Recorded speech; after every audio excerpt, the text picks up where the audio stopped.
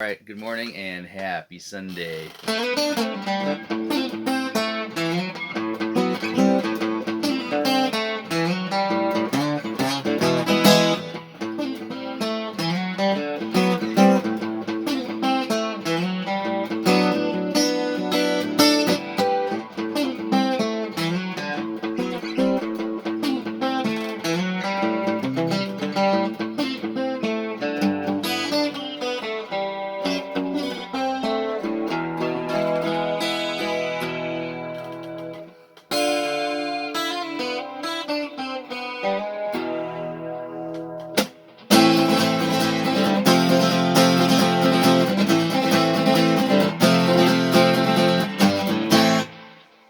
Do that kick.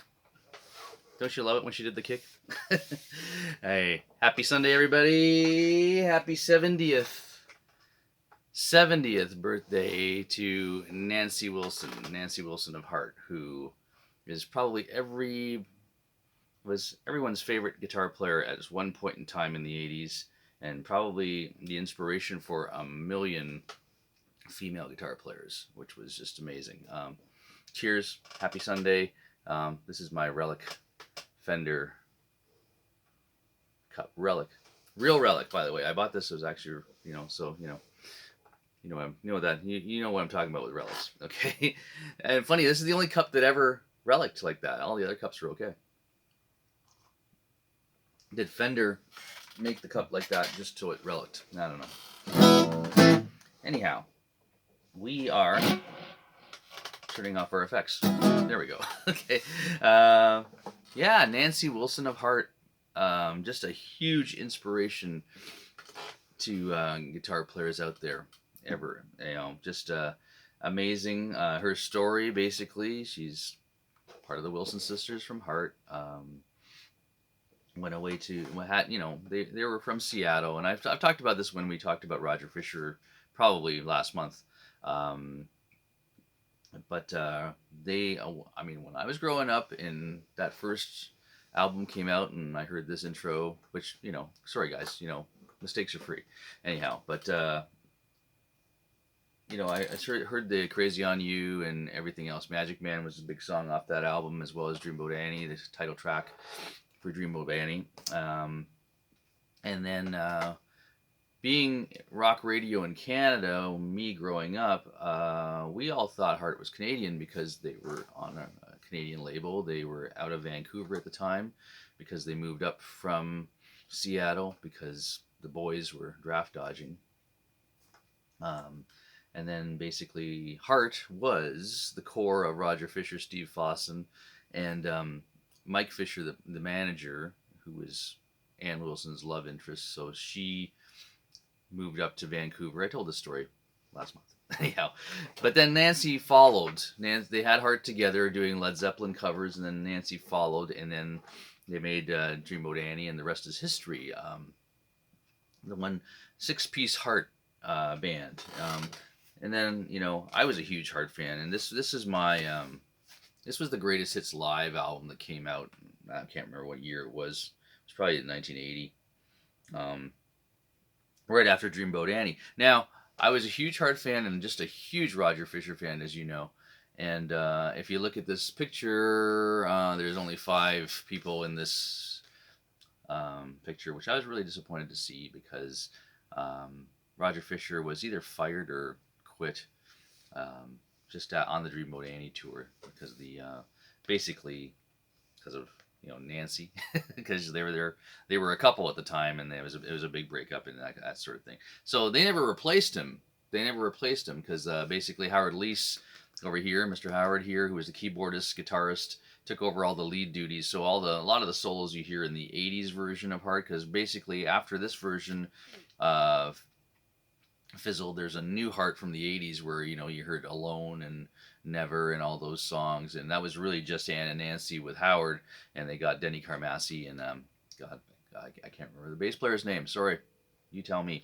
And they continued on as the '80s Heart, which, if you read the book, which I should have pulled out here, it's not here. It's right in my bookshelves right there. I don't want to walk over again. But if you read Ann and Nancy's book, They talk about the '80s version of Heart and how much they hated putting on the bustiers and dressing and spiking up the hair and the A's, and the record company made Nancy the sex symbol, and Ann was the singer, and then all the stuff that they went through. You know what it is, all the stuff they went through in the '80s. And it's funny, they're from Seattle and they're great friends with Alice in Chains and Jerry Cantrell, and they used to have, he's a party girl. Ann was a big partier, by the way.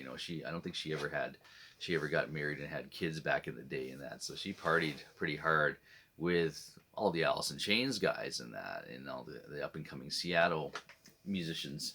And they used to say, "Hey, why'd you do all that stuff? How could you do that and sell out in the '80s?" And they're like, "Come on, well, you would have done it too. They told you to do that, and they hated it." But if you look at the '90s, when after the '80s were over, and Heart had as every band does, it's kind of like Kiss. Kiss had that bad era where they talked about Kiss being on a show called Fridays and just looking ridiculous. Paul Stanley had the headband around his head and stuff like that. Heart was kind of like that in the tail end of the '80s, and then they just basically disappeared for a little bit and resurfaced kind of in the '90s. They resurfaced with all their friends from that era, and now they've had some feuds. There was a pretty publicized feud that Nan and Nancy had back in the, I saw them back just before COVID, probably a few years before COVID, probably 15 or 16, 2015, 16. Great show. Their encore was all Zeppelin, by the way, which was amazing.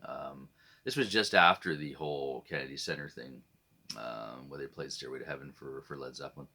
And then they had this big feud, had to do with Ann's new husband and Nancy's kids. They had a big feud, but go read about that somewhere else. I don't need to describe that one. But anyways, they are back this summer. They're back right now out there playing. Basically, I think the days of where they don't make money off their back catalog anymore, and you have to go out there and tour, and you're still able-bodied and touring. Both those ladies are are now in their 70s. Isn't it amazing that they're out there doing it still? And Ann's still singing like crazy. It's just amazing. But Nancy,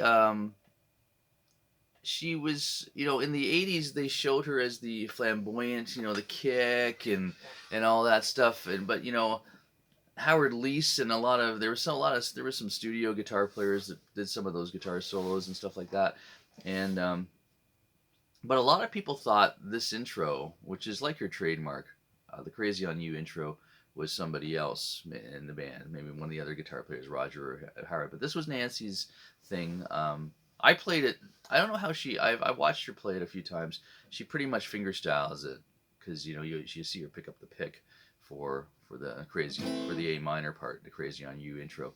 But I hybrid picked it because you can hybrid pick that, but you can also go the